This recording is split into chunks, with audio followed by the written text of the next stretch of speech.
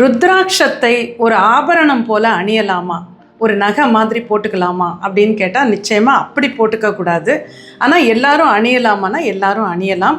ருத்ராட்சம் என்பது ஒரு மரத்தினுடைய ஒரு கொட்டை, அந்த காயிலேருந்து வர்ற கொட்டை தான். ஆனால் இந்த ருத்ராட்சம் அப்படிங்கிறதுக்கு ஒரு தனி தன்மை என்னென்னா, தன்னை சுற்றி இருக்கும் அந்த அட்மாஸ்பியரை கிளென்ஸ் பண்ணிக்கிட்டே இருக்கும், சுத்தப்படுத்திக்கிட்டே இருக்கும்.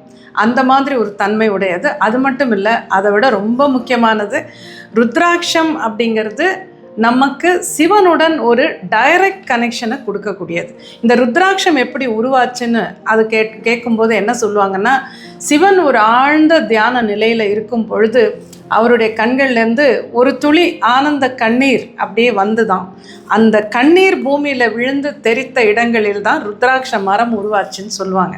அதனால் இந்த ருத்ராட்சம் என்பது சிவனுடன் நமக்கு ஒரு தொடர்பை உருவாக்கி கொடுக்கக்கூடிய ஒன்று. இன்றைக்கெல்லாம் பார்த்திங்கன்னா நிறைய பேர் அதை கையில் இந்த மாதிரி அணிகிறாங்க, இப்படி கையில் சுற்றி.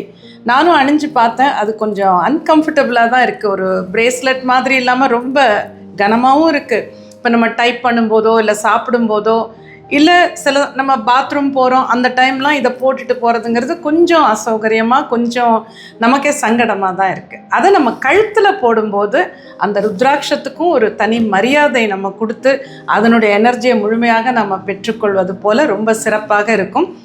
இன்னொரு விஷயம், இரவு நேரங்களில் ருத்ராட்ச மாலை அணியலாமா, அணிந்து கொண்டே தூங்கலாமாங்கிறது ஒரு கேள்வி. நிச்சயமாக என்னை பொறுத்த வரைக்கும் இரவு நேரத்தில் அணியவே கூடாது. இதை பகல் நேரத்தில் அணிஞ்சிக்குங்க. முக்கியமாக நீங்கள் மந்திரங்கள் சொல்லும்போது, ஜபிக்கும்போது கையில் வச்சு பண்ணுங்க. பூஜை பண்ணும்போது, அந்த மாதிரி விஷயங்கள் பண்ணும்போது ருத்ராட்சம் அணிந்து கொள்ளுங்க. ஏன்னா அந்த ருத்ராட்சம் நீங்கள் சொல்கிற அத்தனை மந்திரங்களின் சக்தியையும் உள்வாங்கி கொள்ளும். அதை நீங்கள் கழுத்தில் போடும்போது அந்த மந்திரங்களின் சக்தி உங்களுக்கு கிடைக்கும். பெண்கள் ருத்ராட்சம் அணியலாமா? நிச்சயமாக அணியலாம், அதில் எந்த பிரச்சனையும் இல்லை.